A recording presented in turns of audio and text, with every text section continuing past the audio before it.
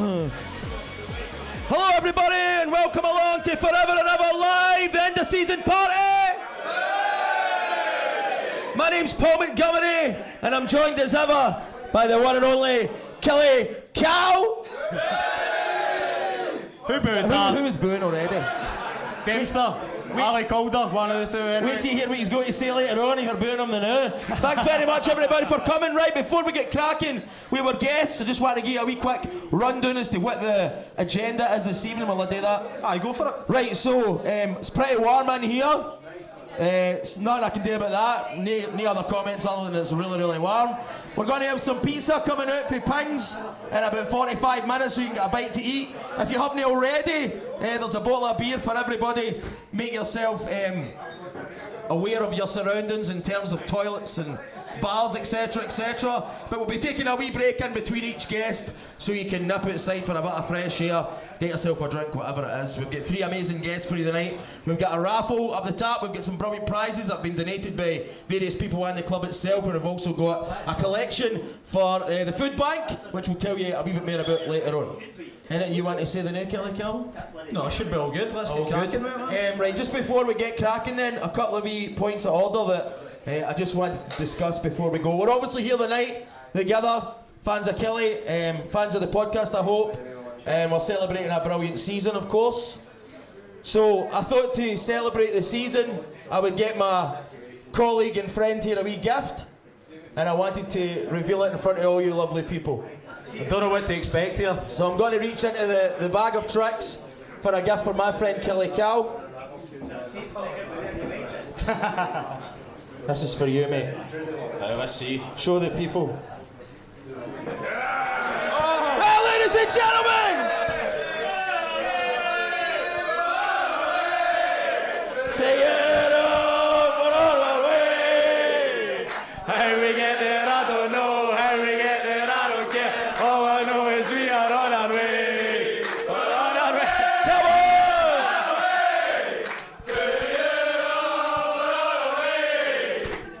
on! Suits you, mate.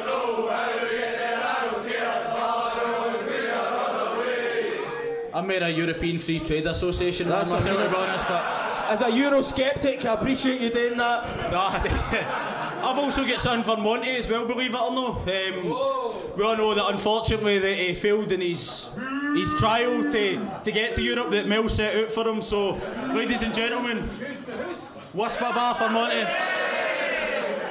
Mel, no.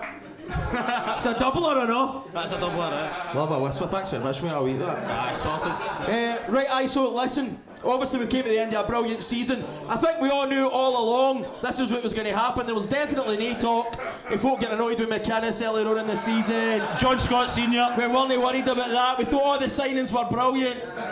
Van Veen's come in, what a difference he's made. So that's what the collection tops 40 by his wages. But aye, a few things. Obviously we've got a few questions to ask her into the new season. Are we going to keep Stuart Finlay? I'm confident. Are we going to keep Corey and Daba? Are we going to keep St Mirren? I think we should. Right, just before we finally get our guests on, our first guest of the evening, on a serious note, this is the second live event that we've done for the podcast. We started last year, and as you may or may not be aware, certain members of the podcast get invited on the other podcasts.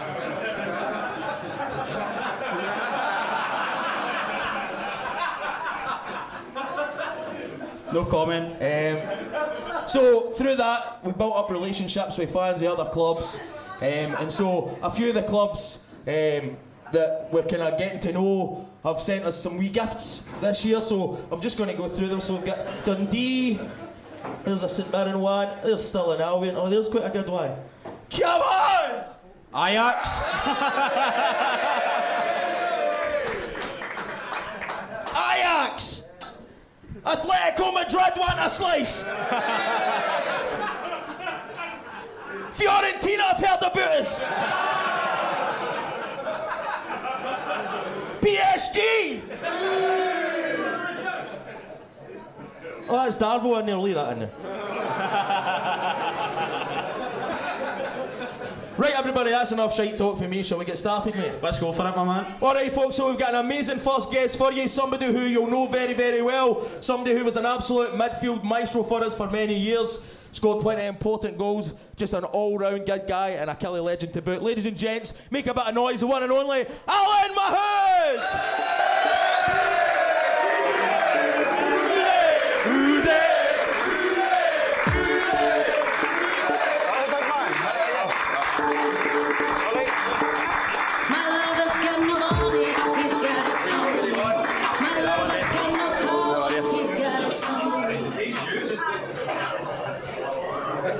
Good to go, everybody. Right, Alan, delighted to have you. Obviously, Alan was on the podcast a couple of months ago as well, one of our most listened to pods of the season. He told a brilliant story on it, so before we get started and get into the current affairs with Commander, tell us a story about your signing for us. He's a boyhood Kelly fan, in case you didn't get. From the start. Oh. That one, huh? Aye, yeah, that's us, good. So, I'd obviously scored a couple of goals in '97 against for Morton against Kilmarnock. I never scored any more than 2. I just kept it interesting. So after that there was a wee bit of interest for Bobby. But none happened. He signed Martin Baker. Anyway, so I went to the Play of the Year do up in Glasgow the following season, so that was 97-98, getting into the 98-99 season, and I had a few refreshments and ended up getting into the toilet, and who's stunning about the bald Bobby? Bobby Jr. So he said to me, "Right, sign us." That was it. Right, sign us. Aye. Deal done. That was it. So a wee bit of contact between me and Bobby over the coming months, and that was it really. Got me for nothing. So and the rest was history in the end of the day? Well, seems to be, aye. Well, you remembered here, everybody's turned up to see the day as well, so we're all good. Yeah. Quick word about Wednesday night, we don't want to get too down about it. Obviously we were hammered then by Celtic, but it's literally been the only time this season that we've not been competitive, and again that's against a side going for the league. We're playing for nothing. Give us your thoughts on what an improvement it's been. I mean, you know McInnes really well, in a year's time. Well, I think if you look back at some of the comments I made when they first came in, and there'll be a few amongst you, don't deny it, that didn't like him and didn't want him here. Yeah. Put your hands up. Oh, there we go. That's fair dues. Actually done it.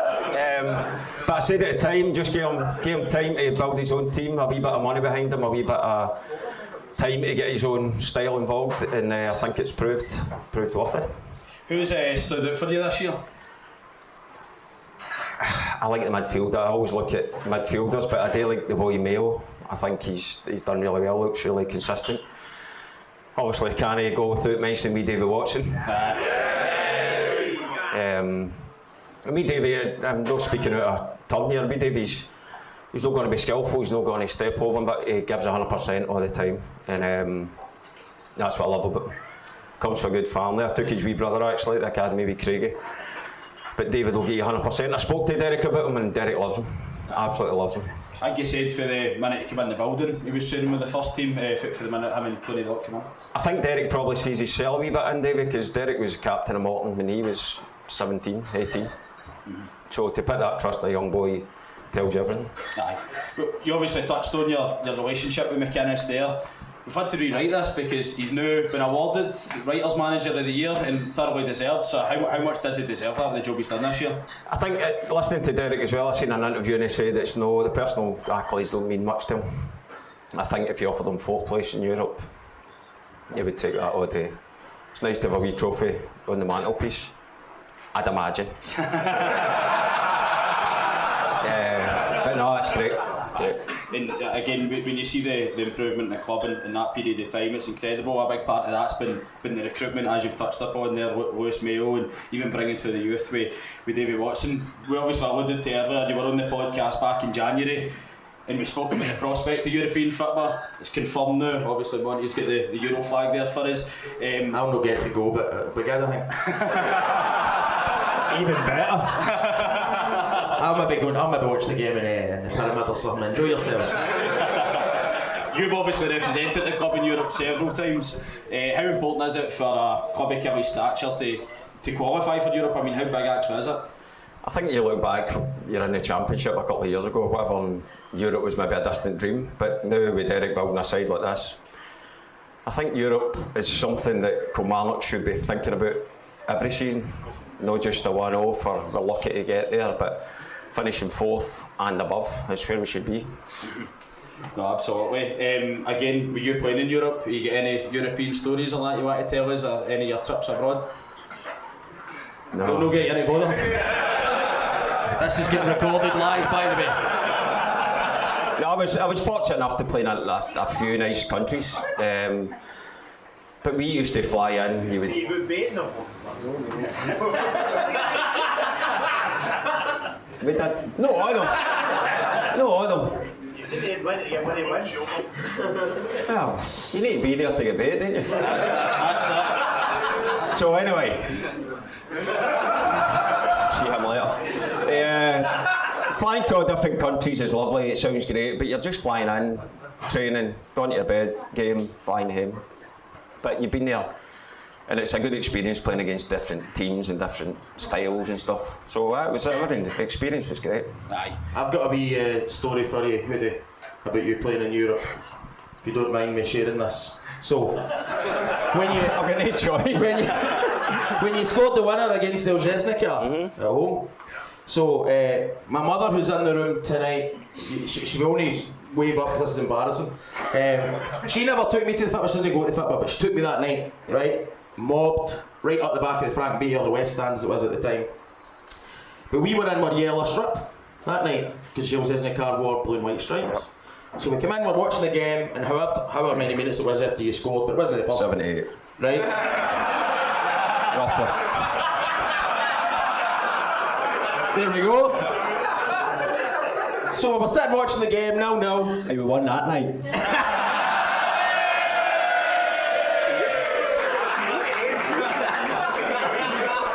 So we're watching the game, you pop up with a goal, and we win the game 1-0, but obviously as you score, the crowd erupts and everybody starts cheering. We've scored a goal in Europe, we're up 1-0, Hoodie scored the goal. My mum turns around and goes, "Tell you something, that's Kilmarnock hospitality for you." I'm like, "What?" She goes, "I'd like to see this place when Kelly score." I'm like, "What?" She's like, "These boys have come all the way for boys now. They've scored and look at what Kilmarnock's doing for them. Isn't that brilliant?" I'm like, "Mum, that's Kelly that'll score." "No, it's no, they're real yellow." So my mum was actually a Elžesnika supporter for the night. She didn't even know it. Where is she? Where are you, mother? Where is she? There she is. There you go. Honour of the summer house. There we go. So there you go, Hoodie. Always inextricably linked. That's a true story. What inspired the playing you have a scarf surely there? That's it, I know, that was a confused her. Not today with Michael Johnson or anything like that, so... aye, we got a bigger boo for him the last time we were here, but we like it. Just spoke about the prospect of European football, who'll be playing, well, obviously in qualifying round 2 of the Europa League, some of the stature of the clubs that we're playing against. Go to I actually want to draw in it. Save them for the quarters. As long as we don't end up in Wales again. No, I couldn't do that. Well, again, it's one of the ones. For me personally speaking, you've got to go and play the biggest club possible there now. And then in the Conference League will hopefully take care of itself. Kelly playing at the prospect of Ajax is like stuff dreams. It's teams like that coming to Rugby Park that would fill it and make it a good European night. Yeah. And again, without being defeatist, you would take whatever result you get because you're back in Europe and you're playing against a big club like Ajax, but you never know what can happen. Aye, absolutely. Have you told them about the 2 goals you scored? Oh. Ladies and gentlemen, I believe that is the one and only Dylan Kerr that's in the room. I take it you're late in, I just did. Have you told the story yet? Have you told the story yet? First thing I did.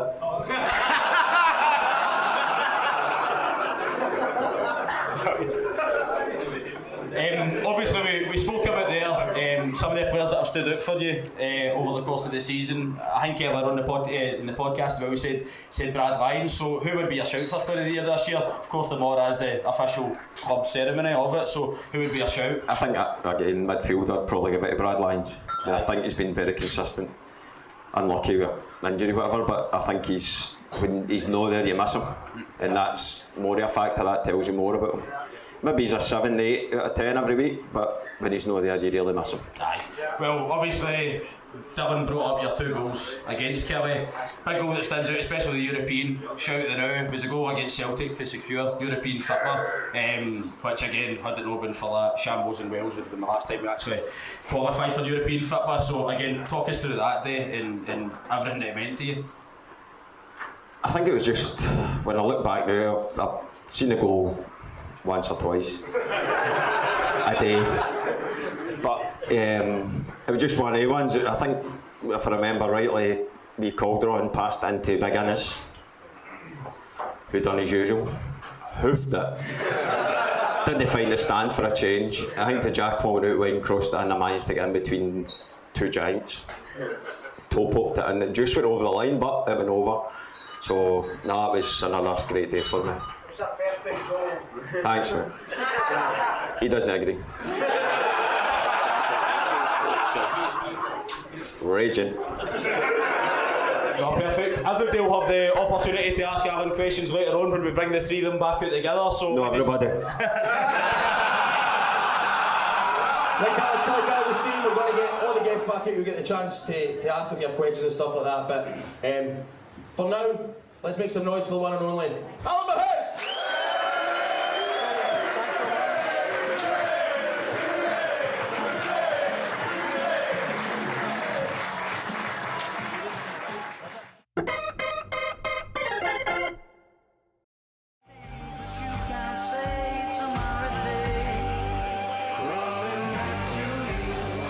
Alright everybody, so just before we introduce our next guest, I wanted to read out a message that Kelly Cal received during the week. So if you do listen to the podcast, we've been trying to raise a wee bit of money for the Kelly Food Banks this year. My pal yours, Ali Calder, just gave us the final sponsor because we were doing a sponsored bit every week. So Ali's just sponsored the live one tonight and gave us an extra tenner. What we've been trying to do is raise some cash for the Kelly Food Banks. As you know, if you go to the games, they collect all the home games outside the Muffet and East Stand. But we got a message this week, just as a wee kind of update for what all you Kelly fans have done for the food banks. So this season, supporters have donated over 3.5 tons of food at home games, over £6,000 in cash donations, and have supported 474 individuals and families in East Ayrshire who were struggling and didn't have enough food. So that is absolutely exceptional, everybody. And something to be really, really proud of. I'm really, really proud of that as well. We've got a final wee collection tin up in the way in next to the photo of Tommy Burns. So if you've got a spare quid or so, fire it in and we'll make sure it gets over to that incredible cause. So big congratulations everybody. Thanks so much for doing that for us. An incredible cause. So we're delighted we've managed to do that. Absolutely. Too bad it's needed, but that's for next year's political podcast. Right, okay, let's get the ball rolling. Guest number 2. So this next guest we're going to bring out for you, everybody, burst onto the scene out in A where it seemed back in the day. I remember being at the game myself, a proper old school winger that came and lit up Rugby Park every time he played. We're absolutely buzzing to have him here. Ladies and gentlemen, make a bit of noise, the one and only Stevie Murray!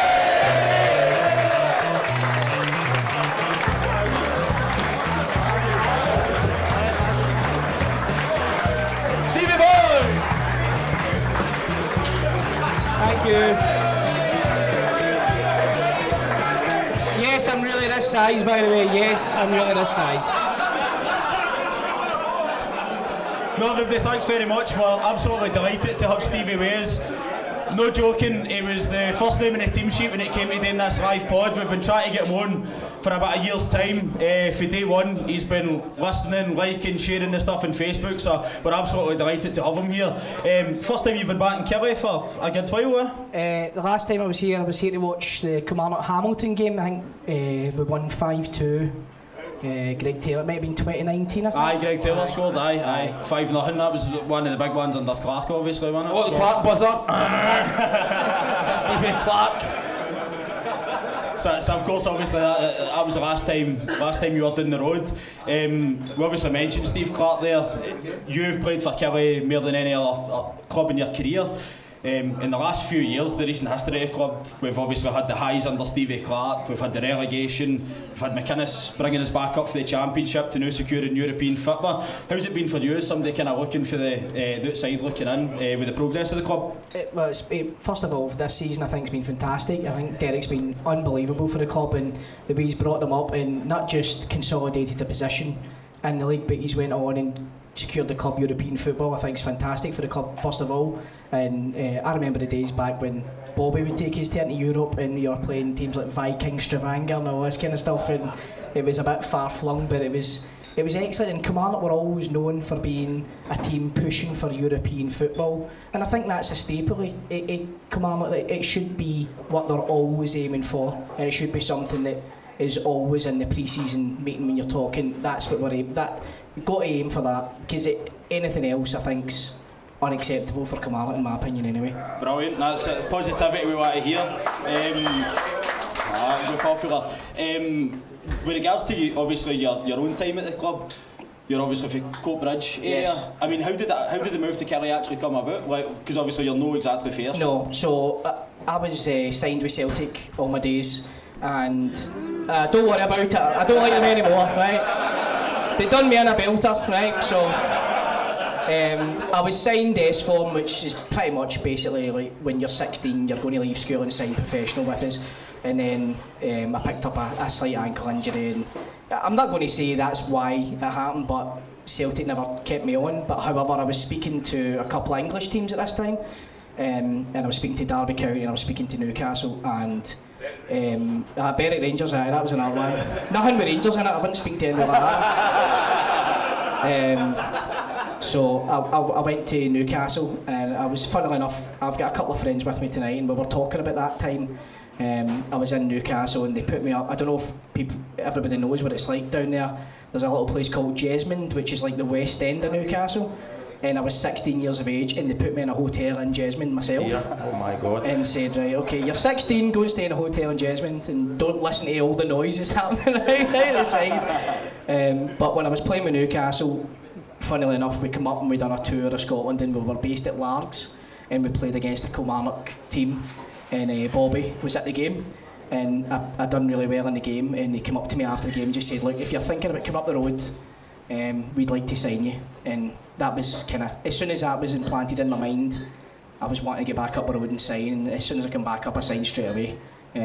But I can't sing Bobby Williamson's praises high enough. The man was fantastic for me personally, and for me in a football sense as well. He was honestly unreal, and his philosophy and his outlook on football is something that I just loved. I loved we were speaking about it earlier on, me and my friends.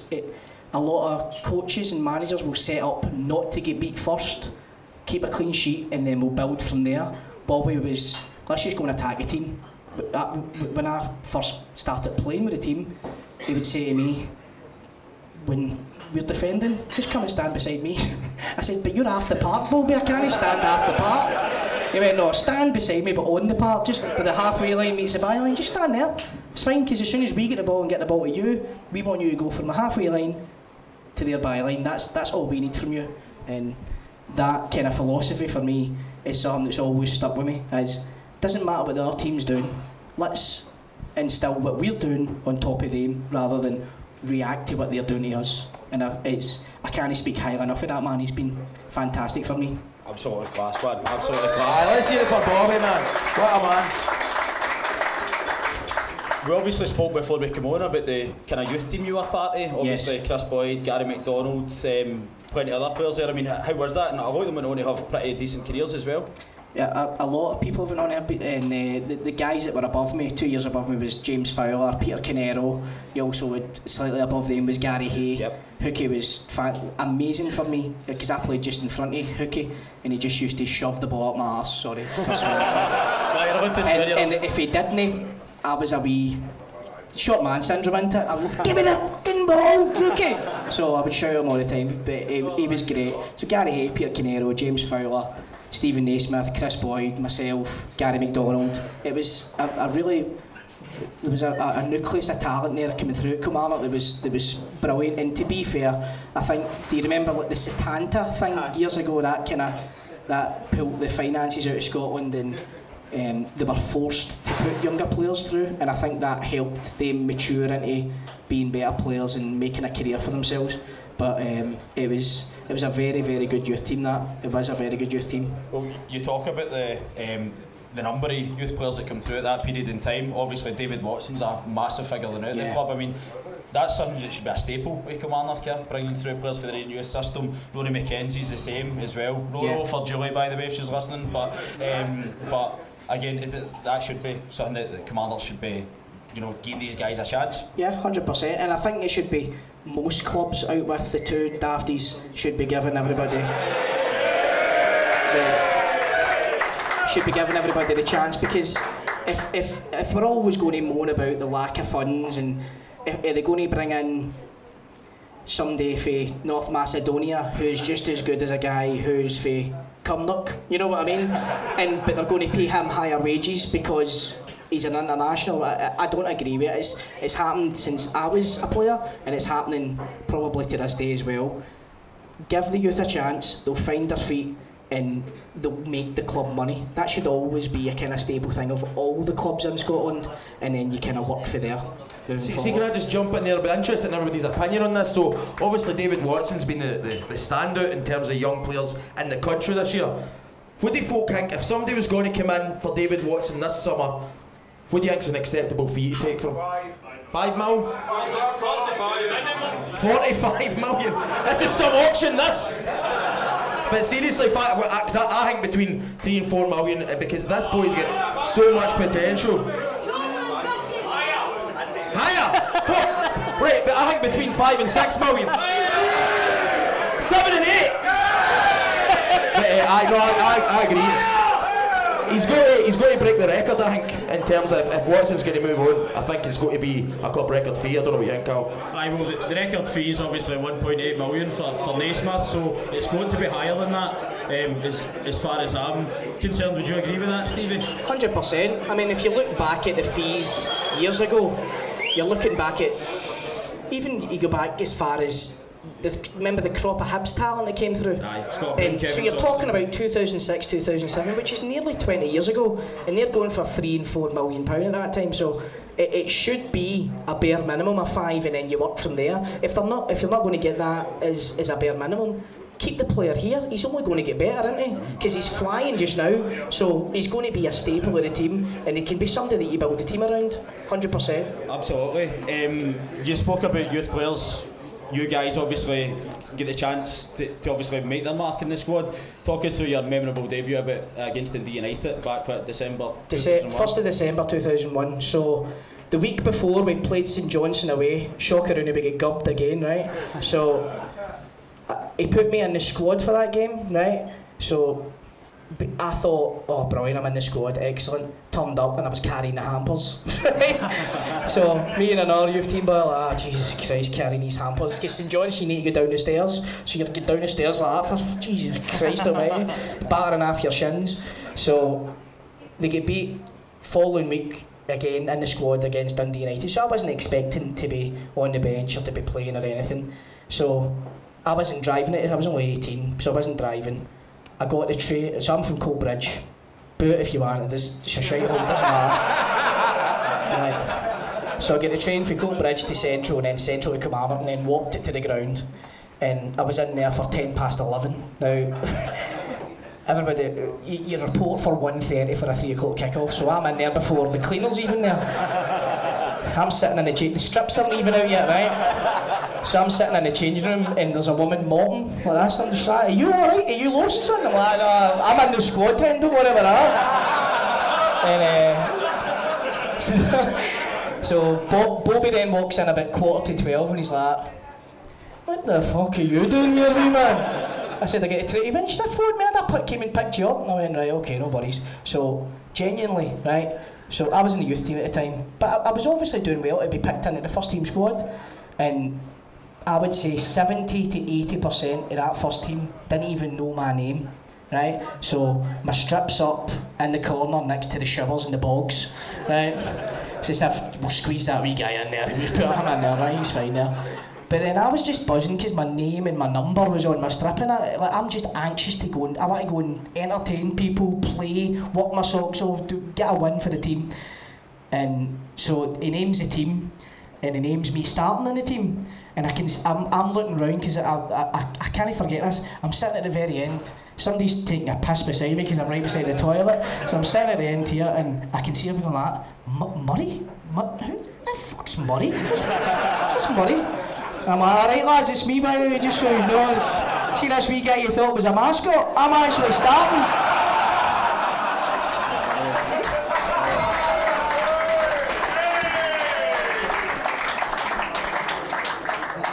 But loved it. Actually, Hoodie scored in my debut. I put the cross in. I get man of the match. I was brilliant, by the way. We beat Dundee United 2-0. I gave Stuart Duff nightmares for the rest of his life.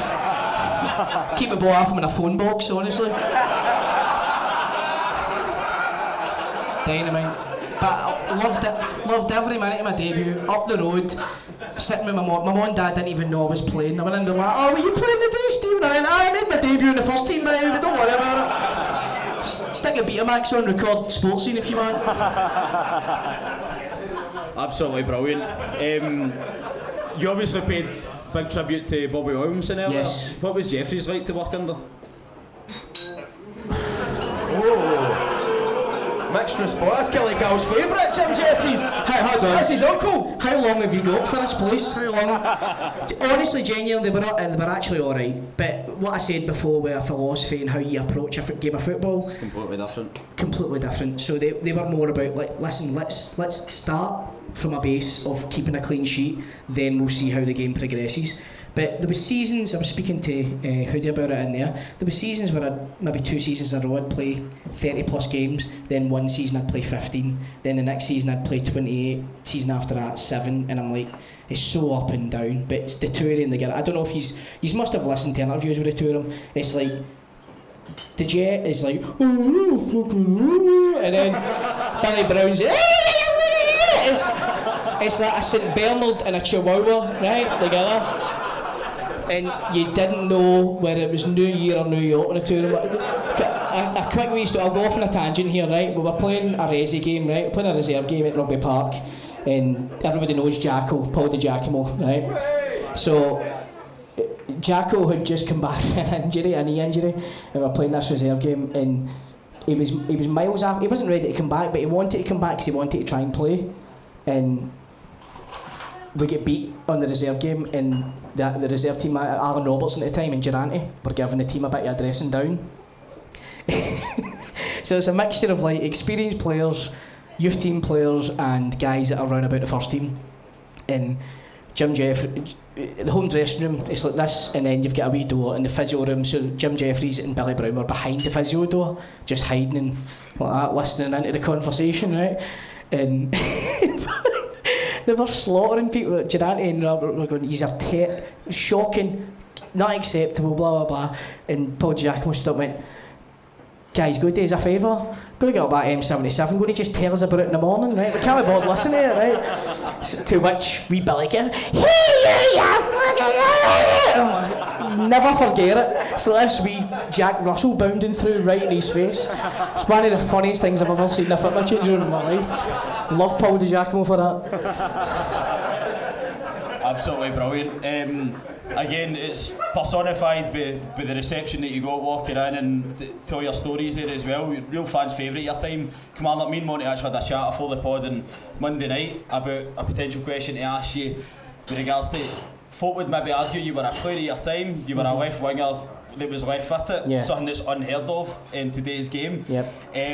So we're thinking, where do you think if you were to come through now, you would either have to play in the right hand side or the 10, or do you think you would have to adapt your game? So this is a conversation I have regularly with a lot of people, and I know the trend now is for inverted wingers. We have a left foot on the right side and a right footer on the left side, and it's more about goals from your wing forward rather than getting to beating somebody, getting to a byline, whipping a cross in. That's what I was brought up on. Jimmy Johnson DVDs. So my dad had me glass bottles of milk in the living room, dribbling round glass bottles. That's the way I was brought up. So I love that way of beat a man while entertaining a crowd, and if you can get something at the end of it, brilliant.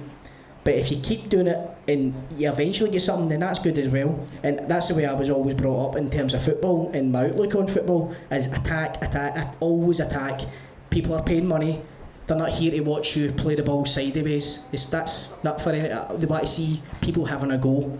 And that's always the way I always played, regardless of what they tell me at the side of the park. I just went, okay, any ball, Jim, right, alright. And it was, what was your question again? Modern wingers. Right. Honestly, I think they bring young players, especially in England, it seems to be quite a robotic thing. Players seem to all be clones of each other, whether it's tattoos, hairstyles, cars, flip-flops with socks, Crocs to training, all that, right? They're all clones of each other, and they all seem to be the same type of person, and they all want to do what the manager asks them to do, which I get, because the managers have so much control, and if you don't do what the manager's asking you to do, you're sacrificing your place in the team. But it's breeding a generation of players with a lack of character and personality, in my opinion.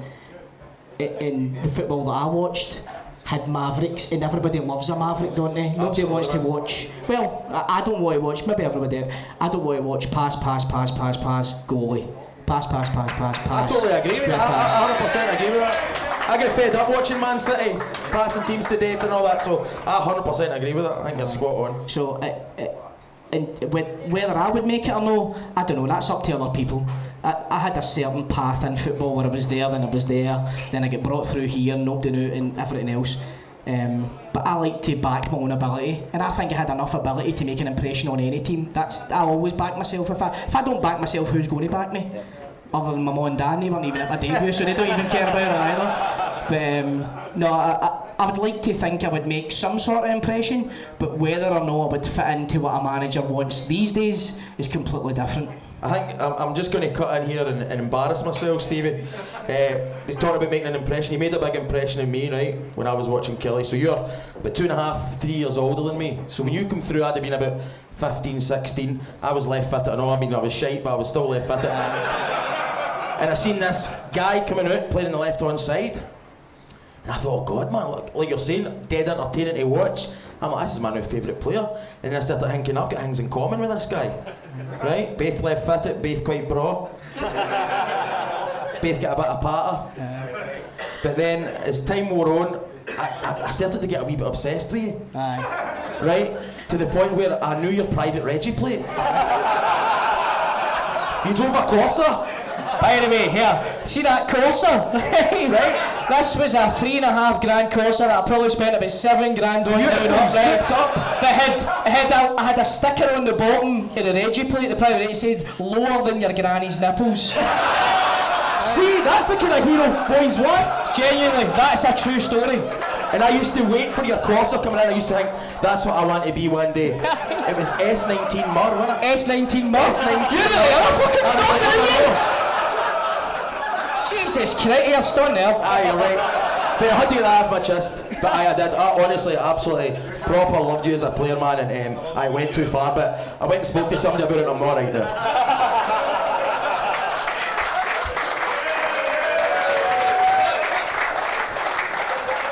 I knew there was one punter that was a fan of me. I knew there was one. There was always one. Just before we kind of finish off, Stevie, how do you reflect your time as Kilmarnock as a whole?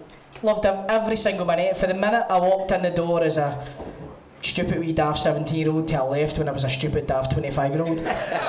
every single minute. Loved it. I loved the people that were there and the sense of everybody's in it together. I've been to a couple of clubs. You don't get it at every club. And when I left here, it was something that I regretted, because a lot of people think I left and the contract ran out and I wasn't getting a new. I actually got offered another deal, but I knocked it back because I couldn't take Hoddit and Doddit for another year.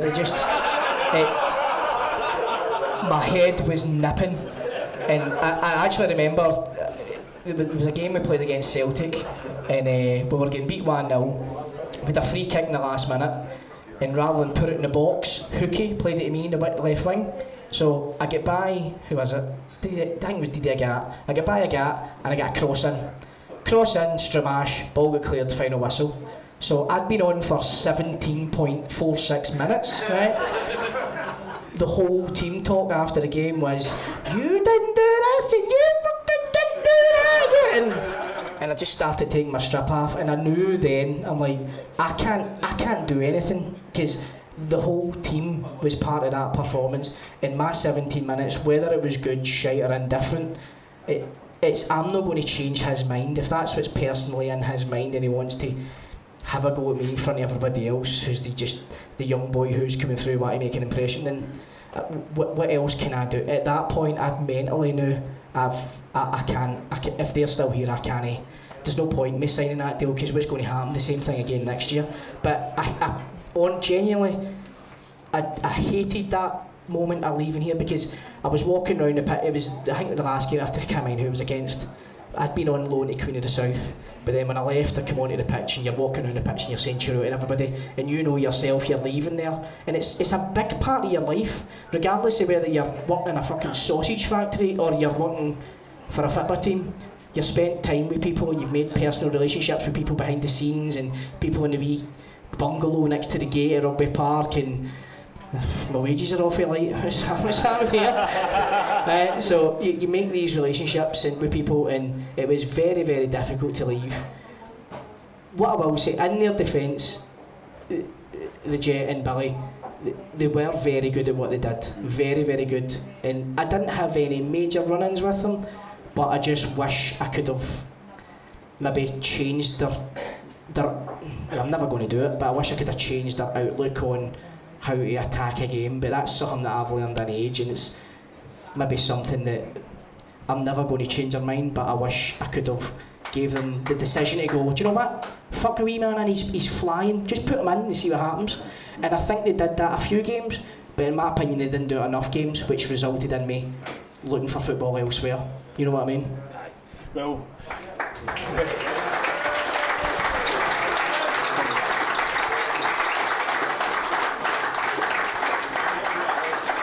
on a lighter note now, before we forget, the Bobo Baldi story, right? Oh, brilliant. I need to ask you that, because folks said that you built him to a header there, folks said you melted him. No. What is the story? Right, if you think about Bobo Baldi a heater, you're off your nut, right? I could stand in his shooters and I still wouldn't be up to a header. So, I believe I'm the origin of Bobo's gonna get you, right? Because it was a Scottish Cup game at Rugby Park. It was 5:35 kick-off. I went to Paris match. Was Paris match? Right. Went to Paris match for about a scran before it. I was waiting in the toilet. Stevie Murray's in here. I seen somebody licking a plate with chicken dinosaurs and fucking chips on it, right? So, we played Celtic in the Scottish Cup. I played the ball up the line to Tommy Johnson. Tommy, by the way, what a guy Tommy Johnson was. And he nutmegged Bobo. He tried to get the ball on the other side. Bobo smashed him in the face, but didn't get a foul. He took a touch and went towards the byline. So I went, what have I got to fucking lose here? So I went in. Now, honestly, Bobo Baldi was 6'6", right? He was built like a semi-detached, £142,000 3-bedroom house, right? He was massive. And I slid in, and to be fair, I took the ball, right? But it was more like, see, like the John Lundstrom tackle. It was, the ball went that way, but I took his leg, and I took his shin, I took his knee. I don't know how I took his, I jumped up to take his knee, right? But I took his knee, but he went, listen, he went down like an MFI wardrobe. You might have seen the stadium, right? He was folded over and he's screaming, and somebody sent me, I don't know who it was, I can't remember who it was, somebody sent me a clip of that on Twitter, and I've got the clip in my phone, and it's because you've got Ian Crocker was still doing the commentary back then, and he's going, oh, Bobo Baldy's down, and who was that that took him out? Oh, it's that wee mascot guy who just wiped Bobo Baldy out. What's happening there? Somebody get a hold of that mascot and shoot me on the pitch at this time. Or even, honestly, you've actually seen the stadium, but ever since then, as soon as I got the ball, somebody random went, Bobo's going to get you, and then before I knew it, 4,500 are going, Bobo's going to get you. I said, Sonny Bill, give me the ball, fucking nutmeg him. Absolutely brilliant. Ladies and gentlemen, the one and only Stevie Murray, different class. Thanks, guys.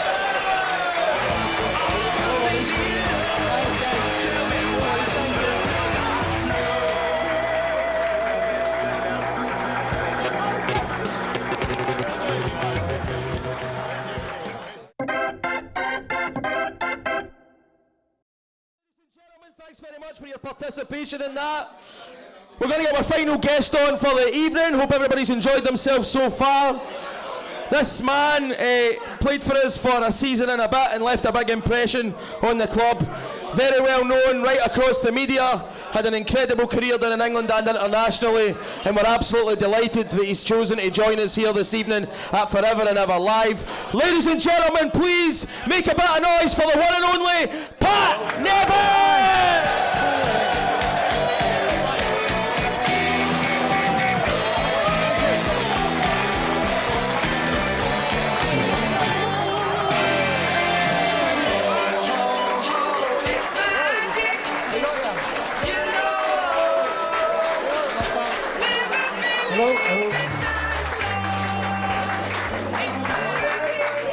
Sorry to keep you waiting there, Pat. Not at all. Everybody's going to Europe, you see, so...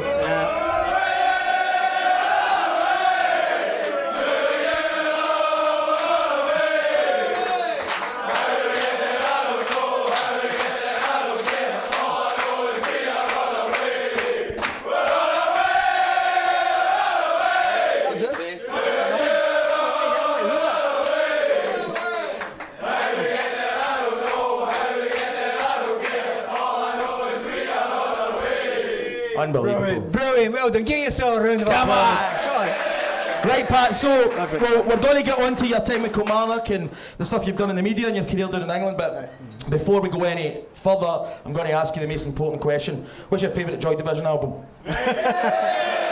Obviously, like everyone else in here, it's probably Closer, but sometimes it's Unknown Pleasures. All right, split the room there a wee bit. And it's Never Still, because that was rubbish. No, but in actual fact, first of all, before we start anything, thank you for having me here, guys. It is brilliant to be back. It was a long time. You know, I was doing other jobs, etc. But the last few years I've been kind of welcomed back into the Kilmarnock family, I think, and it's been absolutely fantastic. We did the game the other night. I can't remember what the score was, but I had all these English people for Radio 5 Live up, and I was telling them all night how brilliant it was, and they're saying, "Oh, you're just exaggerating." No, Kilmarnock is a fantastic place, and he couldn't get it because the love they have at the club, you won't get it. And he wasn't getting it, and then when the Celtic fans they put that big Tam Burns thing up. And the reaction of the Kelly fans, he goes, "Oh, I understand now. These are brilliant people." Absolutely. And it was a great moment, by the way. Every one of you giving the applause that night that were there. Well done. That was a magic moment. Thanks for that, Pat. Right, we'll get on to the Kelly stuff, but obviously before you came to Kelly, you had quite the career. Yes. You were a winner of the European Championships with Scotland. Many Scotland players with medals. You're one of them. Yeah, but first one, and it will last until at least this summer. Oh, don't. Yeah. 4 weeks a night. Unbelievable. And then obviously your career started at Clyde. Yeah. And then there's not many players either that go from Clyde to Chelsea. That's quite a jump and all. That was a wee bit of a jump. The good thing is we had a bunch of Scottish players down there, which is always really, really handy because you kind of feel you've got mates. There was, I think, big Joe McLaughlin was there. Some guy called Clark. Steve Clark buzzer. Right, can I give you I'm here to tell you secrets tonight, right? So I'm going to the thing I always do is I always tell the truth when I come. Right, some of you may or may not know this, but Stevie was out of the game for a while, and he told me this story when damn, I'm being recorded. Shit. I've just remembered. But I'm telling you anyway. I've told you I'm going to tell the truth. I don't care. So Clarkie had actually left Liverpool. Had been there. Had been West Brom, and had also been, I think it was Newcastle as well. But he'd been let go with all those clubs, not because he'd done wrong. The manager had done wrong, right? Actually, West Ham was one of the clubs. He was actually still getting paid by 3 top-level clubs. The boy was absolutely minted, right? And I said to him, do you know when to get back into the game? And he went, what for? I said, because you're bloody good, Clarkie. And he goes, oh, I don't know. I said, well, I'll try and sort something out for you. So I went, and I nearly got him a club. And the club, I went to the club and said, look, he'll be a great manager for you. You should really take him on. And they didn't bother their arse getting in touch with him, right? Do you know what it was? No, it was Auchinleck.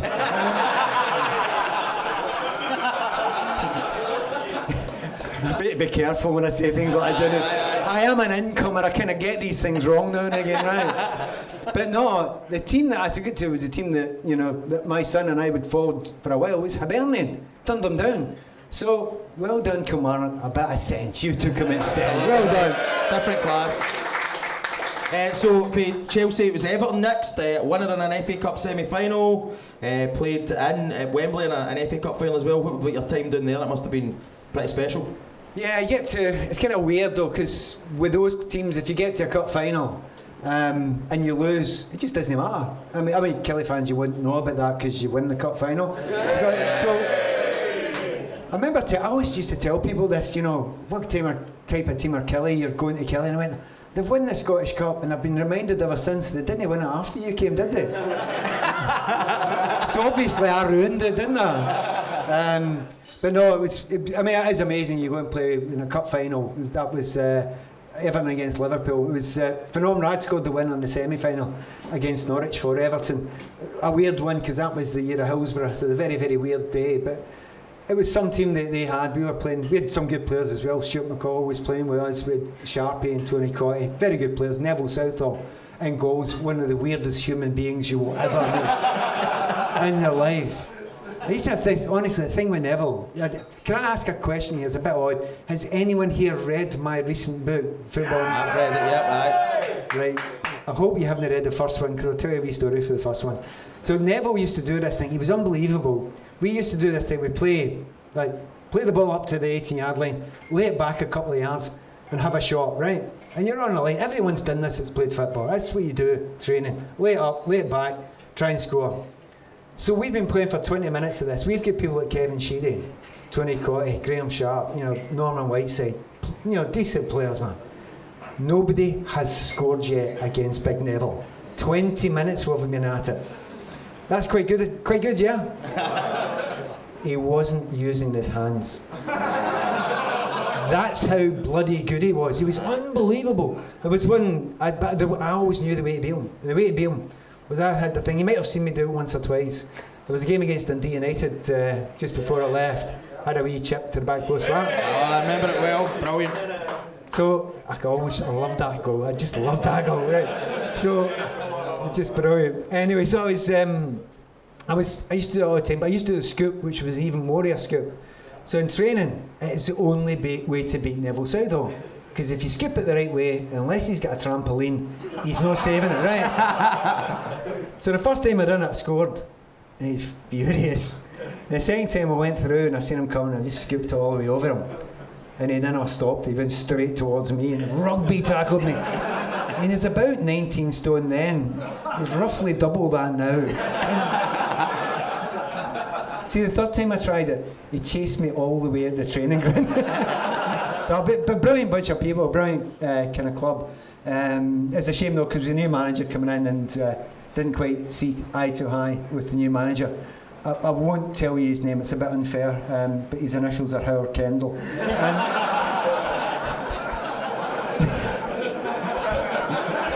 That's one of the weird things. It was a funny thing was Howard and I, look, we made it up and we became friends again. But it's just football. It happens sometimes.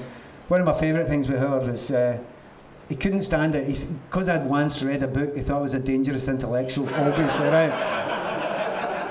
And sometimes I was sober, so I was just not one of the guys at all, right? But this one night we were out in Switzerland, and it was pre-season training. All the lads are having a few drinks, and it was in this kind of, oddly, roughly about the same size as this. And it was the local, I'm trying to look out for the age group here. Right, okay. It's a local kind of, it's an ale house, right? It's a bingo, it's a casino, it's a knocking shop, right, okay? As well. So we walked in, and all the lads are having a few drinks, and the keg, that's what we called our manager, Howard, the keg. The keg walks in, and as he walks in and sits down, he orders the best bottle of champagne that the house has got, and over walks a young piece of Filipino toddy and sits right beside him. And I'm sure nothing was going to happen, you know. Anyway, all the lads are fed up in the room, and he's drinking away, waving at us, and she's not wearing a great deal of clothes. And at the end, about 25 minutes later, half an hour later, the madam comes up to me and she says, that is your boss? That is your boss? Yeah. I went, sadly that is, yeah, sadly. He says, that he knows that is a man he is with? Yeah. He's all right with that. I'll not say any more because we're on camera, right? But that's to take nothing away from, the other story which is absolutely true about it. So you know from the giveaway, is there anyone who doesn't support Kilmarnock in here? I better check. Is there any Celtic fan? Rangers fans? No. I have to check. Right, the reason why I have to... Right. The reason why I have to check is I recently done a bit over in Belfast, and I went to talk over there, and it was to the Chelsea Supporters Club over in Belfast, which on a Tuesday night is a Chelsea Supporters Club, and on a Wednesday night it's a Rangers Supporters Club, and it's exactly the same people. So I've walked in, and I'm just about to start, and they've introduced me. I'd like to introduce Patrick, Kevin, Francis, Michael.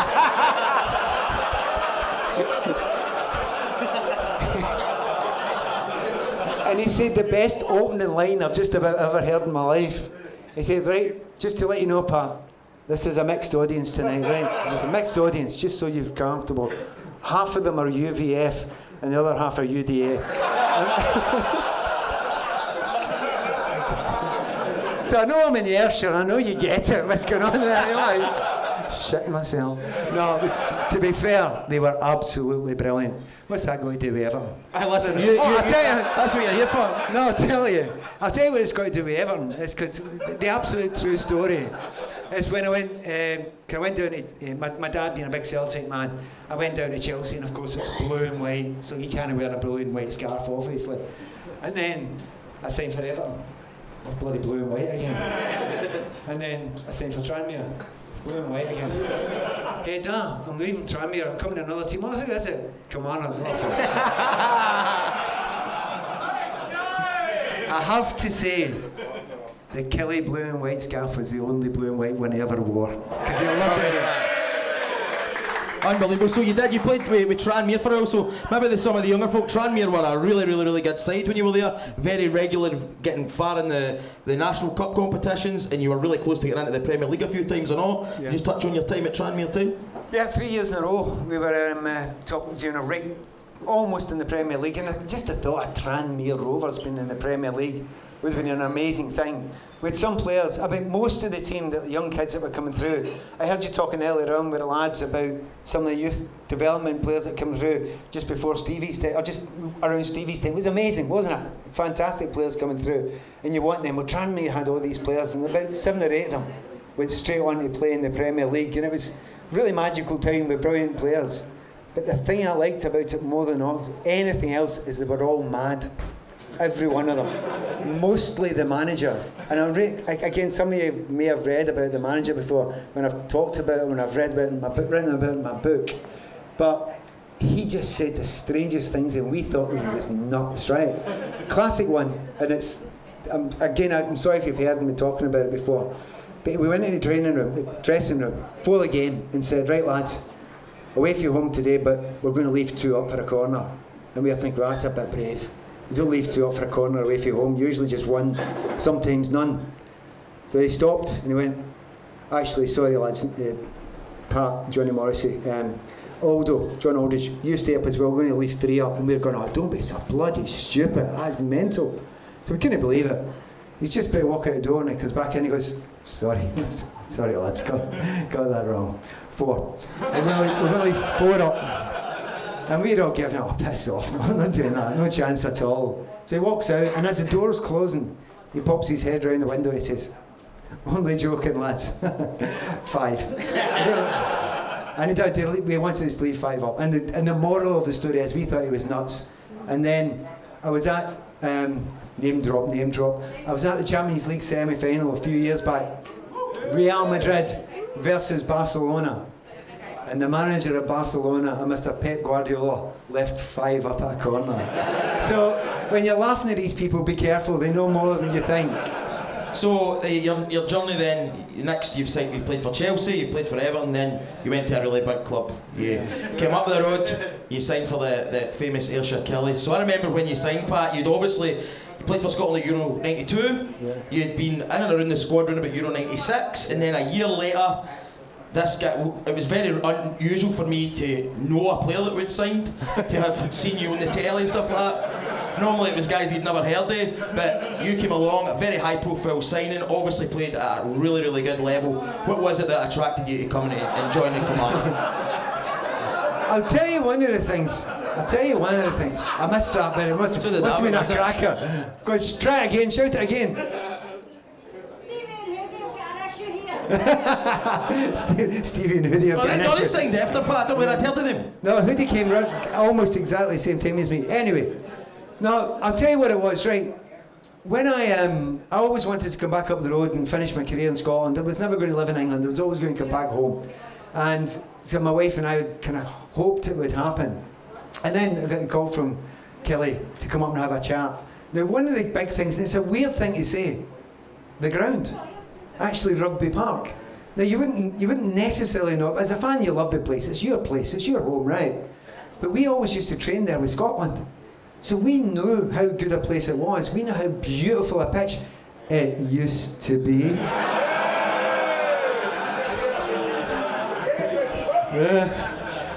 But also, so you get beautiful, you're playing a fantastic big lawn. Actually, do you know the story about, you all know Big Gus? Yeah, Gus was all the nutcases that you get working for clubs, they're almost always the groundsman, right? Gus, I absolutely love Gus, right? Because he would do anything to keep anybody off his pitch. And he is the only one of all the people that I've worked with, all the groundsmen all over the years, and they're all kind of mad. But he's the only one that went to the manager and asked him if he could have a gun. Not to shoot pigeons, but any players who tried to go on the pitch out with match time. He really did, I'm mad. Anyway, so I loved the idea of that. But when I came up, I thought, well, I'll go and have a wee listen. Obviously, Kelly had just won the cup. You think, it's a team. It's obviously a decent team. You don't get that by fluke. You're a team, right? So that's all in the favour. But you need to know the feel of the place. And honestly, the minute I walked in and met Bobby, I just thought, I'm coming here. There's no way I love it. Because Bobby's from Easterhouse like me, right? So even you, though most of you are from Ayrshire, if Bobby and I were talking, you wouldn't understand a word, right? Because we've just got the broadest of Glasgow accents when we're speaking together. But again, some of you, I'm going to talk to people that haven't read the recent book, right? Because I walk into his room, and I'm sitting there and Bobby's giving can't believe you come here, wee man, brilliant. I think I've won a watch just for you being here, fantastic. I hope we can get you a sign. We've not got a lot of money, but we'll do our best. And that's no problem, we'll do our best. He got a phone call and he went out of the room. And as he's going out of the room, I'm sitting there thinking. Now, a few years back, I'd actually signed for Chelsea in a second contract with them. But I'd been really pressured by the chairman who'd walked out of the room. And because he'd been treating me badly, I'd rifled through his drawers. Oh, who wouldn't? Obviously. I'm from Easterhouse after all. I'm sitting in Bobby's room there. He comes running back into the room and grabs me in the scruff of the neck and throws me out of his room. I go, what's going on? He goes, I heard that story about you and Ken Bates. I'm not leaving you, my old. I'm at the club less than a minute, you know what I'm saying? And he's laughing as he's doing it. I just thought, see, anybody's got that sense of humour, different class. But every bit about me, just as the lads were saying beforehand, you know, just so positive about how you wanted to play football. Just always wanted to make all the kind of tactical stuff like, you know, KB and all that would do. They would do all that stuff, but Bobby would just get you going a wee bit and in a kind of very dour way. His humour was different class. I mean, it's even more now. Have you had him down? Yeah. No, we haven't, but he's very popular tonight, so we'd love to get him down. He's different class. He's absolutely brilliant. You think he was mad then? He's gone now completely. So anyway, Bobby's great stuff. Again, my apologies just now. I don't use a lot of bad language. It's not my kind of thing. But sometimes it's needed as quotes, right? So my apologies just now for that. One of my favourite ones, right in that early season where I first came, can any of you remember, who was there that year that I arrived? Anyone? Yeah. Right, I was shit at the start, wasn't I? I was. I had a stinker at the start. And part of my problem was, without being arrogant, right, almost everybody I'd played with for the past 12, 13 years were almost all international players. Absolutely top quality players.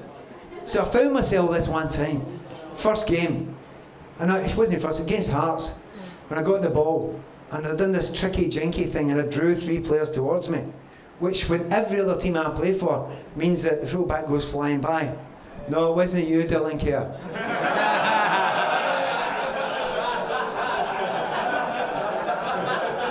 Right. Actually, again,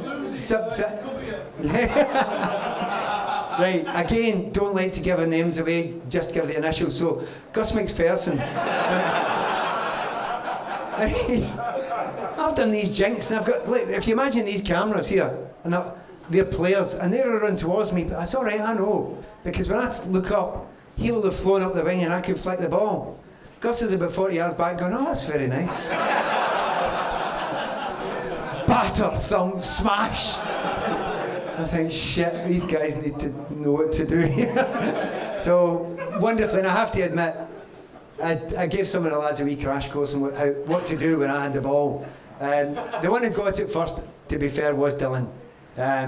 He just pinned the old ears back and flew down the wing, sometimes underlap as well, and he was absolutely fantastic at it. But got that way with Gus as well. He started doing that, you know. He got nosebleeds when he got over the halfway line, but you know, but he kind of went there as well. And it was a game against Dunfermline. I remember it was a game against Dunfermline, and it all just clicked. It just clicked, and we went on a run after that. And the season from then on in was just astonishing. So I've tried to. Did you notice how quickly I glazed over the first 6 or 7 games there? But who did we play? Because that's just terrible. I forget now. Who was the French team we went to play in the Europe? Nice. Did anybody go there? Yeah, great. Can I make a personal apology for you? Oh my God, we were rubbish that night. It was tough, I'll tell you. The Kelly fans stuck by us all the way. But to be fair, we stank. And again, if I can tell you the true story of that night, which really brought it home to me why I felt at home. I just had a stink. I couldn't get it going at all. Tried my hardest, but it wasn't working. Ended up getting subbed after about 60 minutes and sat beside Bobby. And there's Bobby sitting on the line. He's got Martin Baker right in front of him. He's going, Bakesy, don't get sent off, don't let the crosses in. He's not listening. Bakesy, don't even get booked. Bakesy gets booked. Next 2 minutes, ball comes in, cross from Bakesy's side. Bakesy, told you to stop letting crosses in. Stop those crosses and don't get sent off. Bakesy gets sent off. And he scored either 2 or 3 from that line, right? So I'm hearing all this, but Bobby's gone mad. He had us in the next day, and we're all round in a circle just outside, the ground just outside where the park is now. And we're all standing around him, but he's just going round every one of us. Now remember, I'm now grown up to be Mr. Gentile, former PFA chairman, right? So you need to watch how you talk to me, okay? So he walks round and goes, you, big, try to think, I'll not do the names, that'll be nice, I'll not do names. You are shite. You little frightened rabbit. You, looks as if you've never seen a ball. You look like an old man was talking to me at that point. Goes around every one of them. Apologies in advance. Gets to Bakesy. Bakesy, you. Absolute shite. Can't believe it. Told you not to let the crosses in, you let the crosses in. Told you not to get booked, you get booked. Told you not to get sent off, you get sent off. He said, that's it. 100 quid fine. If you do it again, I'm going to kick your fucking in. Old school.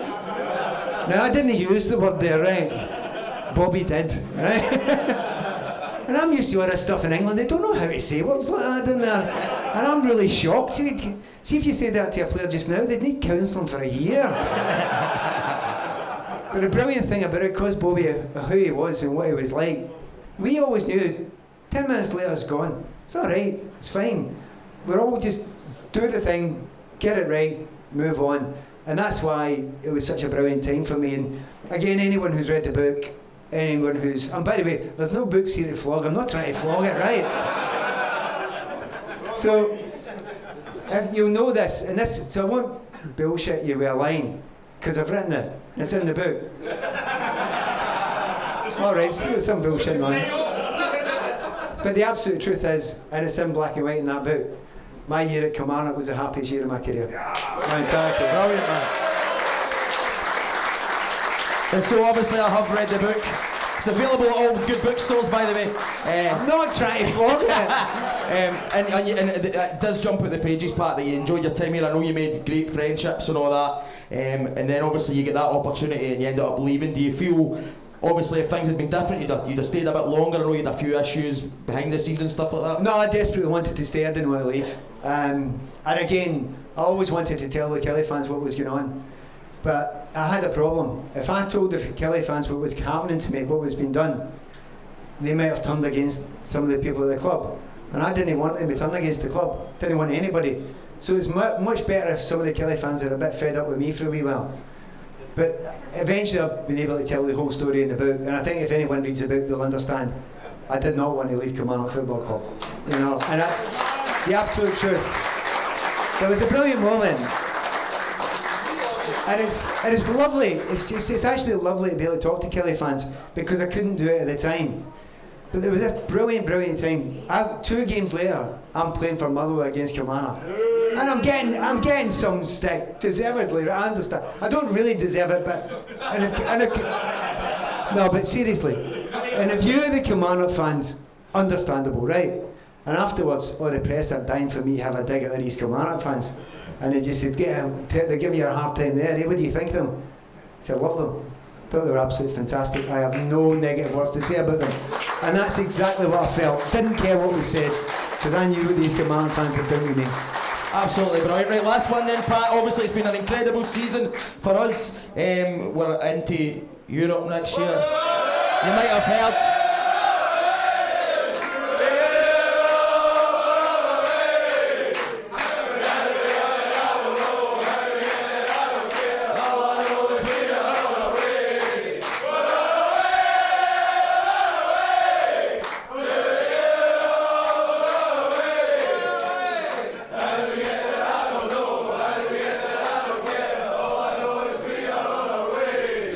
It's getting better and better every time. By the way, you have no idea how hard I've been trying already to explain to Radio 5 Live that Kilmarnock must be covered on BBC Radio 5 Live. Big shots now, right to the top. Mostly because I want to go, right? that would be amazing. See, can I know we have to kind of wrap up a wee bit in a minute. I actually did another job, obviously in media, after I left. And I can I tell a single story, one quick story from my time in the media, which is kind of summed up as many things. When I travel with the media, I don't go with the rest of the guys. I just go and do weird things like I've always done, right? So find the museums or whatever and just go and have adventures. But one of the things I always do is I always go for a run. When I'm in every city, I go running. I love running, love distance running, still do it all the time. So quite recently I was in Munich, of all places, and was running, and I went on a really long run. It took me about an hour. And as I came to the end of the run, I came across this pitch, beautiful pitch, actually probably about 5 years ago, so, you know, still all right. And there was only one guy and he was standing there keeping the ball up. And I'm thinking, oh aye, I'll have a bit of that. So, and I don't speak any German, right? So I've gave it the old international football language. He's a ball, he's a ball. So he's kicked it over, right? And he's kicked it in such a way, and he's well built, and I'm thinking, and he's a black lad, you know, and he looks strong. And I think, actually, he probably plays a wee bit. So I've kicked the ball up, and I've kind of half volleyed it back to him. And he's went, and he's flicked the ball up again himself, and he's done a wee trick. And he's pinged it back to me, and I went, well, I'll show you. Click, click, click, on the head, balance, back of it, volley from the heel back up, and then I volleyed it with just a wee bit of Louis right on his toe. Absolute brilliant ball, right? So anyway, I walked over and I don't have any German, I said, Fußballer? And he went, yeah.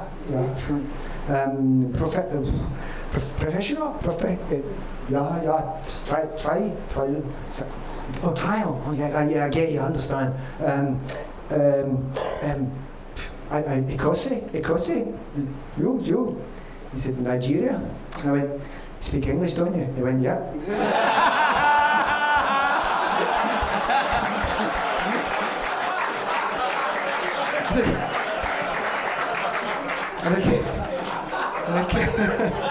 And a killer was, right?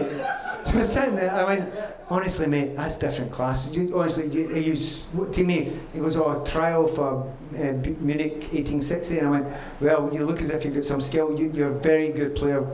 Carry on. He goes, no. I am a good player. You are a fantastic player. For an old man.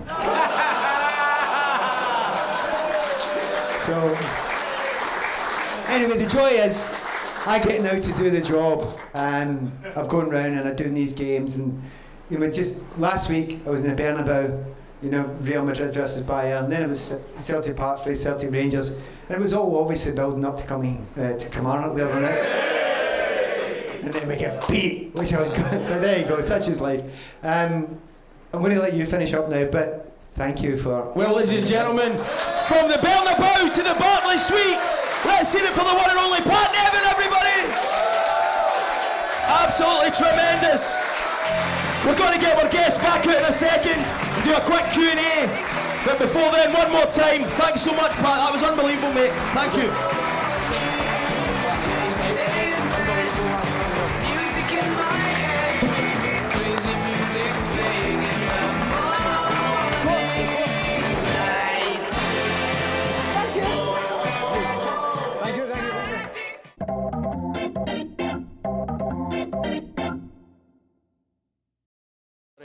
Right, we're going to do a quick question and answer session with our guests before we wrap things up. But before we do that, I just want to thank every single person in this room for being here tonight, for supporting the podcast. It means a hell of a lot to me and Cal.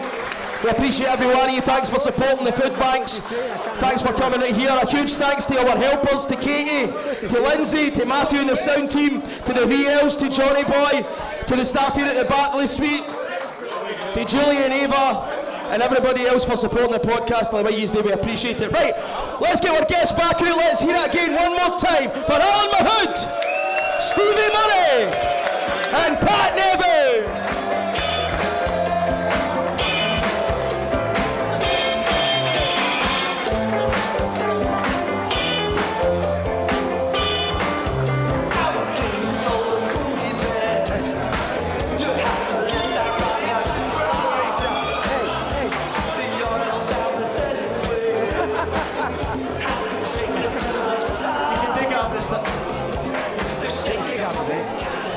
You can take it off the stand if you want, Stevie Boy.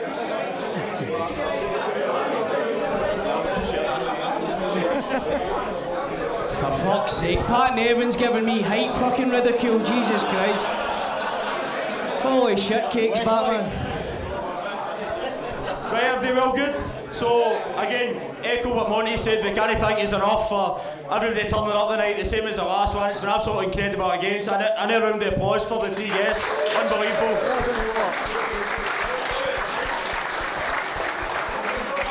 Right, so we're going to go with a fan Q&A quickly. The guys have been really generous with their time, so if we can try and batter through it as quickly as we can. We gave up on us our time anyway, so Monty, you're going to liaise with the nice people here. Do you get a question? No pressure, first one. Callum. Hoodie, who's getting better trainers? You're Killer Cow, who's getting better trainers? Aye, I'm not. 51 and still rocking the high tops. Does that answer it? Yeah, Footloose. hold on a minute. Hoodies are straight for Bodrum, but don't worry about that, they're right for Bodrum. Can't believe you asked questions about style when Kerr's gone. 1980s. I've got a cheek. Come on, any other questions? Alan Brun MP. You're on the Valley bus for years, give him a break, man. We're all very clear that Bobby Wilson's all about attacking football and all the rest of it. But Bobby's also kind of remembered as that quote that was meant to have said, "You want entertainment, go to cinema." So, what's the disconnect? Is that fans not understand what's going on? Or is it players not carrying out his instructions about attacking football? Who do you want to come in first there? I'll do that back. Can I very quickly give you one line about Bobby? If you say certain things about Bobby, because, you know, what he done for the club, you know, getting it, winning the cup, all that sort of stuff, right, brilliant. You go and ask a Hibernian fan about them, you get exactly the opposite. Just sometimes it's where you are, the players you've got, whether they can do the things you want them to do, and that's usually the problem. To be fair, Bobby used to come in, if you won on a Saturday, Bobby would come in the following Saturday, just open the door, change your door, same team, same subs. And that's it. Wasn't it? That's the argument. If you're in the team and you're winning, Bobby would just stick you. He believed in you. Although I did get dropped off the bench one night for Andy Smith at the D-night away. And I don't hold any grudges, but because he was bigger than me. For throw-ins. Hoodie. And I don't want to talk about height in front of Pat. Hold on a fucking minute, right, wait a minute. Hoodie, see you're saying about Big Andy. I remember playing a Resi game and he went up for a header for him. Our goalie took a bye kick and he went to flick a header on and the header went straight back to our goalie. What's a Resi game?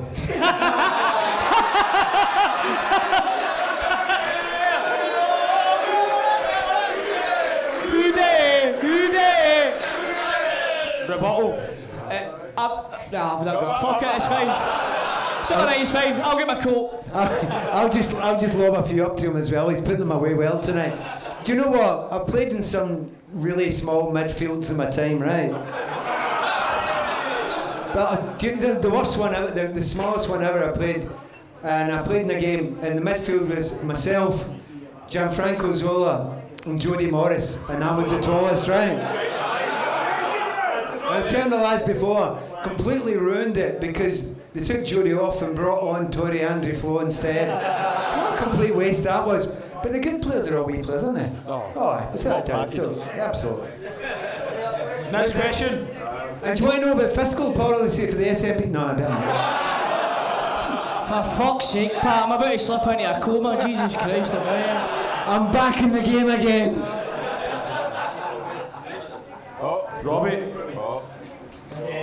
So, with the Euros coming up, obviously the squad's been extended to 26 players. I'm just wondering, is it worthwhile taking like David Watson, for example, and Lyle Cameron at Dundee instead of like more experienced players, take the younger players and to give them even more experience? Great question. And I assume we'll just take Danny Armstrong anyway.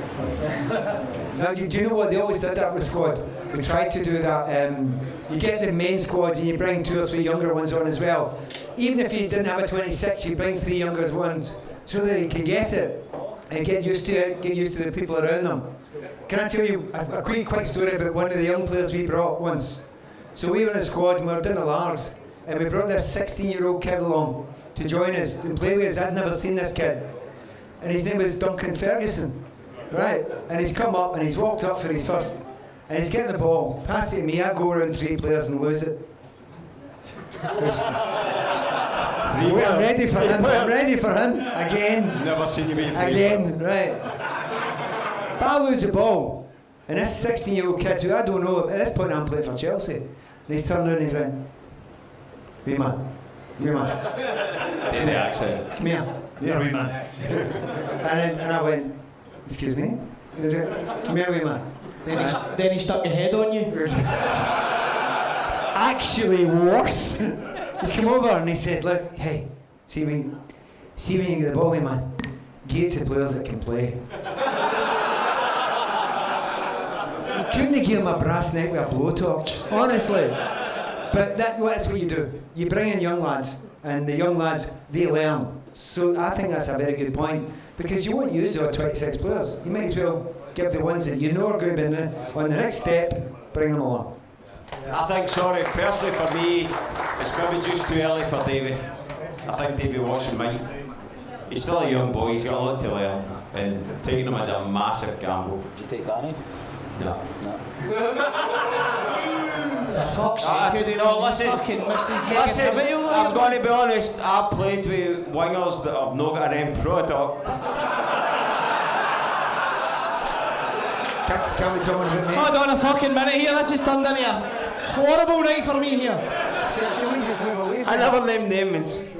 Pat, leave him alone. I just think, I've watched Danny and I just think there's something he needs to do a wee bit more. Just a wee bit more, just to get himself up to that next level. A great player, he does great for Commander, but I just think he needs to just do a wee bit more.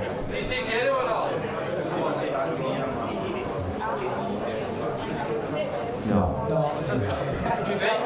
Right, next question, let's move on. I've been Great question there, by the way, different class, brilliant question. Obviously, Scottish football, you see all these countries, you see all these countries like, you know, Germany and France and like everyday Spain, like moving, progressing forward. What do you think has been is something that Scottish football has to change for grassroots, no from a professional point of view, but what do you think has to change at grassroots to then incorporate and make Scottish football better? Have you got an hour? No, in all seriousness, try and get it in perspective here. It used to be a dad with a bag of boys. I know, Obviously you've got your badge. Look, we've come on. No, we've come on. We've got a lot of coaches. What you need to do is try and train up as many people as you can and have good ethic behind it as well. Give it in perspective as well. Look at the Scotland squad. We've got more players playing in the top level in England than we've had for many, many years. And let me tell you, it's harder now to get into that league than it's ever been because there's so many foreign players. So we're producing some players. This is like almost, I wouldn't call it a golden era, but this is a good era. We need to build on it. That's the big thing. I mean, do you think that we missed, like, this is something that's happened 10 years ago? Why we're now getting these players?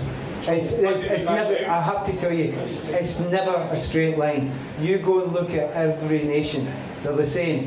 They go through periods. I mean, some of them buck the trend. If you're France and you're England and all that, you've got 10 times as many people as us. It's just a numbers game. But for other teams, there's very few that buck the trend of being a small nation and do incredibly well. The Croatians are unbelievable. They're phenomenal at it. But not everybody can be them. And they've got, the Swiss are sometimes great, they're sometimes crap. It's just the way it goes sometimes. You just make the best of it in your period of time. And I think good players, good coach, and try and keep on bringing them on through. I think we're having a good wee period just now. I love what we're doing and what Clarky's done.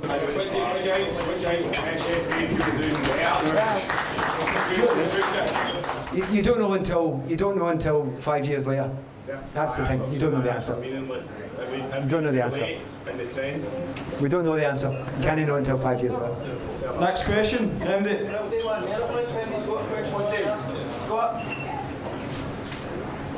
That's the last one. Keep them. Not doing your toenails, mate, don't worry about it. Since maybe he's like, what's your thoughts on the artificial grass? I'll start off very, very quickly and just get out of the way. I was on Radio 5 Live the other night and I just said, look, it's not real football. I mean, I know the reasons for it. You know, the reason why you play on it, the reason why clubs of a certain size have to have it is the finances make sense. It's not really like real football. So I'm afraid if you're going to be a real grown-up club in the end, you need to have a grass pitch. Like that harsh though it may seem, and I've run a club before, and I know what it's like, and I know the problems you've got with finances, and an owner might say to you, you've got a choice between having a plastic pitch or going out of business. Well, you go for a plastic pitch, but you'd always rather have a grass pitch. So I'd love to see a grass pitch back. I don't listen to 5 Live. On you go, talk sport. What's wrong with Radio Scotland? Bastards. I genuinely, I don't mind it.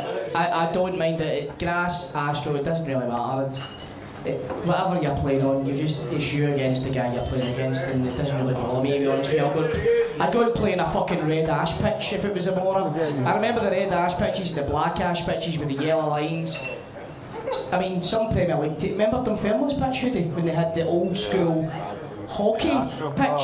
There were fucking MOT and lorries in the middle of the centre circle before the game started. It doesn't matter what you're doing. See if you can just go and do what you can do. Does it really matter what the pitch is? Really? Because look at what the guys... I'm not saying you're old, Pat, but look at the guys who played even before you, Pat. I played with Luton. But guys who played before you, the pitches that they played on. Oh, they were shocking. Right?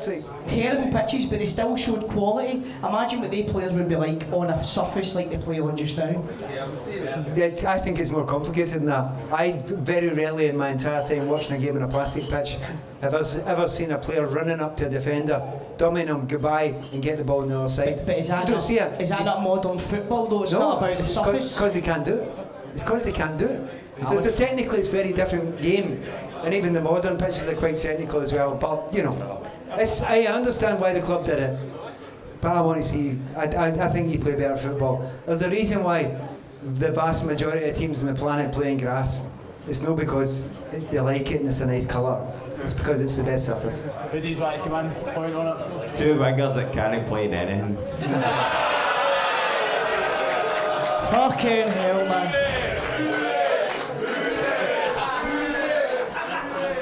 No, seriously, This is some fishing expedition you're on, by the way. I was involved in the academy for years, and the Astro was, as Pat said, because we couldn't afford to go anywhere else. So the academy teams trained on the Astro to save us money going somewhere else, and it worked for us. But if the first team is training on during the day in the academy, 12s, 13s, 14s, every night, it's going to compact. It's going to go down. And you're looking at in the Astro. I was flicking the channels the other night. Hold on a minute, Hoodie. 986 ain't a channel, mate. No, you can't be watching something. Phone me. Aye. It's just my luck. I ended up the Livingston game. That's a strong right wrist you've got, Hoodie. The Livingston Park is a disgrace. When you look at Livingston Park, it's a disgrace. And then you look at our park and you go, is it much better? But everybody that gets beat in our park blames the Astro. If they win, It's only shame when they get beat. if they win, there's no mention. If they get beat, oh, it's the Astro. But Rogers had a dig on Wednesday. That's us, aye. Well, everybody, thanks very much to another round of applause for the 3 guests. That's some brilliant chat. Unbelievable. Right, everybody, thank you very much once again for Stevie Murray, Mr. Pat Nevin, and Alan Mahood. Thank you to every one of you for coming to the Bartley Suite for Forever and Ever's end of season party. We'll be back next season. We'll see you in Europe, everybody.